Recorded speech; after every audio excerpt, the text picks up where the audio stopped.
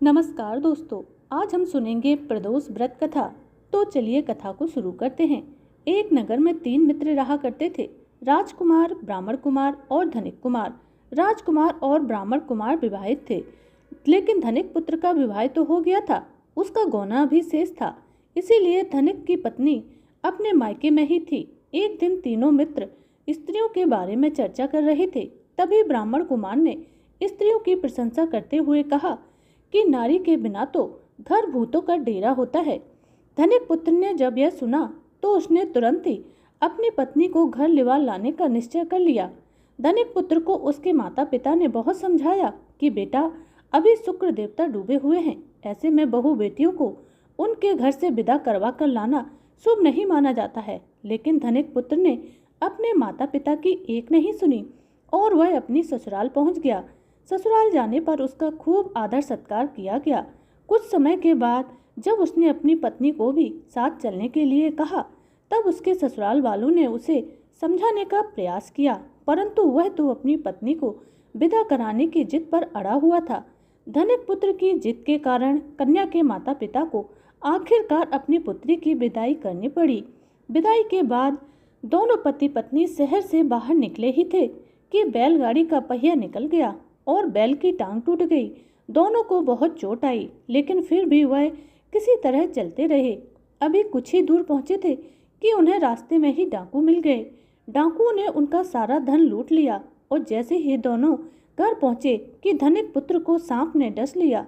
तुरंत ही उसके पिता ने वैद्य को बुलवाया तो वैद्य ने उसे देखने के बाद बताया कि इसकी तो 3 दिन बाद मृत्यु हो जाएगी। जब ब्राह्मण कुमार को यह खबर मिलती है तो वह अपने मित्र के घर पहुंचा और उसके माता पिता को शुक्र प्रदोष व्रत रखने के बारे में बताया और उनसे कहा कि इसे पत्नी सहित वापस ससुराल भेज दें। तब धनिक ने ब्राह्मण कुमार की बात मानकर पत्नी सहित अपने पुत्र को उसकी ससुराल भेज दिया। जल्दी ही शुक्र प्रदोष व्रत का दिन आया। तब उसने विधि विधान से प्रदोष व्रत रखा, जहाँ पर इस व्रत को रखने से उसकी हालत ठीक होती चली गई और शुक्र प्रदोष के महत्व से उसके सभी कष्ट दूर हो गए। उसके बाद शुभ मुहूर्त में वह अपनी पत्नी को विदा कराकर अपने घर वापस ले आया। शुक्र प्रदोष व्रत के दिन इस कथा को अवश्य ही पढ़ना और सुनना चाहिए। मान्यताओं के अनुसार शुक्र प्रदोष व्रत रखने से भगवान शिव की कृपा प्राप्त की जा सकती है। इससे जीवन में किसी भी प्रकार का अभाव नहीं रहता है।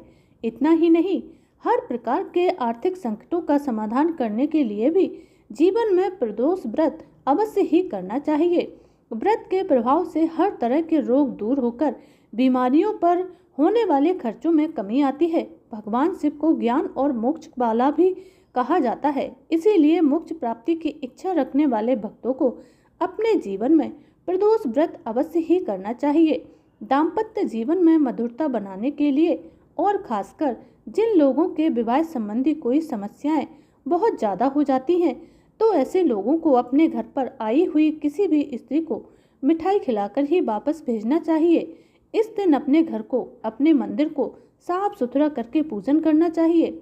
भगवान शिव की पूजा में काले गहरे रंग के वस्त्रों का प्रयोग कदापि न करें। किसी भी प्रदोष व्रत में यदि हो सके तो हल्के गुलाबी रंग के वस्त्र धारण करें और उसके बाद भगवान की पूजा अर्चना करें। पूजा हमेशा पूर्व दिशा की मुँह करके ही करें। कुश के आसन पर बैठकर ही पूजा करनी चाहिए। भगवान शिव की स्तुति, रुद्राक्ष अष्टकम का पाठ और शिव चालीसा के साथ ही भगवान की आरती भी जरूर करनी चाहिए। तो अब आपको ये सारे पाठ सुनाने जा रहे हैं। आप धैर्य और संयम के साथ इन सभी पाठों को पूरा जरूर सुनिए। आशुतोष शशांक शेखर चंद्रमौलि चिदंबरा, कोटि कोटि प्रणाम शंभु, कोटि नमन दिगंबरा, निर्विकार ओंकार अविनाशी तुम्ही, देवादिदेव जगत सर्जक, प्रलय करता शिव सही, सुंदरा निरंकार।